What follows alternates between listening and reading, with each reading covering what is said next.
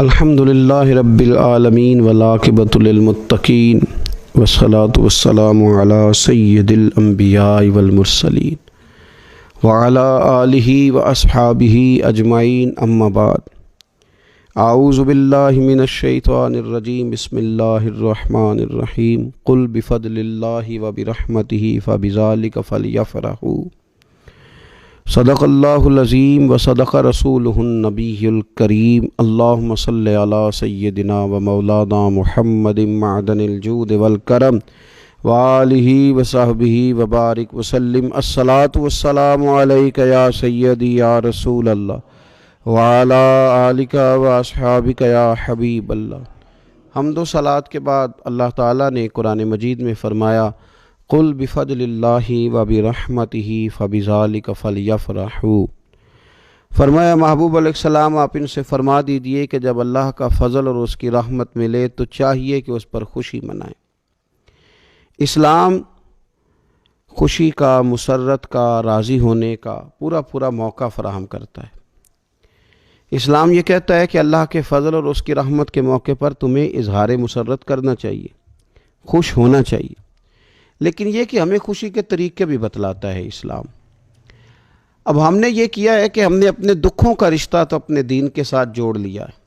کسی کے انتقال پر تو قرآن پاک کی تلاوت ہوتی ہے، وظائف پڑھے جاتے ہیں، ایصال ثواب کی تقریبات کے اندر تو تلاوت ہوتی ہے، نعت ہوتی ہے، وعظ و نصیحت کی مجالس ہوتی ہیں، لیکن جب خوشی کا موقع آتا ہے تو پھر ہم دین سے دور ہو جاتے ہیں۔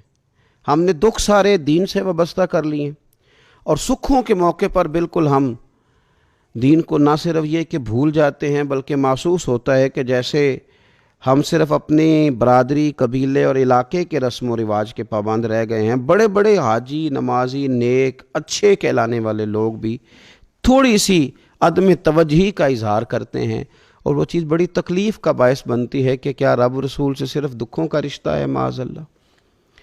ہر قوم کوئی نہ کوئی تہوار مناتی ہے، اور لوگ چونکہ معاشرہ انفرادی سطح پر بھی راضی رہنا چاہتا ہے اور اجتماعی ماحول بھی فراہم کرنا چاہتا ہے، قومیں بڑے بڑے تہوار مناتی ہیں، میلوں کا بندوبست کرتی ہیں، دن منائے جاتے ہیں۔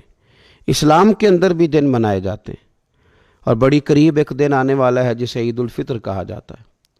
لیکن اسلام کے تہوار باقی قوموں کو یہ بتاتے ہیں کہ تہوار منائے کس طرح جاتے ہیں۔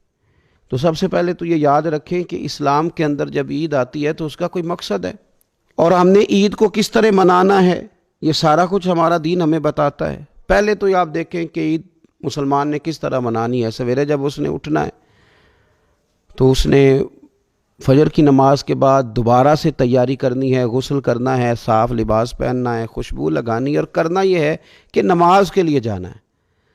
اس کے عید کا آغاز، اس کے اس خوبصورت تہوار کا آغاز اللہ تبارک و تعالیٰ کی عبادت سے ہو رہا ہے، اور عید منا کب رہا ہے؟ رمضان کے 30 روزے پورے کرنے کے بعد، یا 29 کا چاند دیکھنے کے بعد۔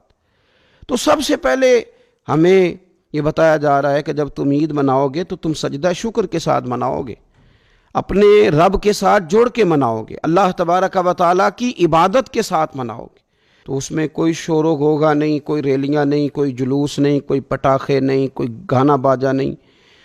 اللہ کی عبادت کے ساتھ بتایا جائے گا کہ تمہارا جو تہوار ہے وہ تہذیب کا، شائستگی کا، خوبصورتی کا، نظم و نسق کا ایک بہترین ذریعہ۔ تم بڑے راضی جب ہوگے تو پھر بھی تم اپنا ساری جھکاؤ گے رب کی بارگاہ میں، پھر بھی تم یہی کہو گے سبحان ربی العظیم، پھر بھی تم یہی کہو گے سبحان ربی الاعلیٰ، پھر بھی تم اس کی بارگاہ میں جبین نیاز جھکاؤ گے۔ پہلی بات۔ دوسری بات، ہمیں پیغام میں عید یہ ہے کہ یہ جو تمہارے پاس عید کا دن آیا ہے یہ اجتماعیت کا دن ہے۔ آپ جب صف میں کھڑے ہوں گے نماز عید کے لیے تو کیا امیروں کی صفیں علیحدہ ہوں گی؟ غریبوں کی الگ ہوں گی؟ کیا پڑھے لکھوں کی الگ ہوں گی اور ان پڑھ لوگوں کی الگ ہوں گی؟ کیا قبیلوں کی الگ ہوں گی اور دوسرے قبیلے کی الگ ہوں گی؟ ایسا نہیں، ایک ہی صف میں کھڑے ہو گئے محمود و یاز، نہ کوئی بندہ رہا نہ کوئی بندہ نواز، صاحب و محتاج و غنی ایک ہوئے، اور تیری سرکار میں پہنچے تو سبھی ایک ہوئے۔ اجتماعیت کا اظہار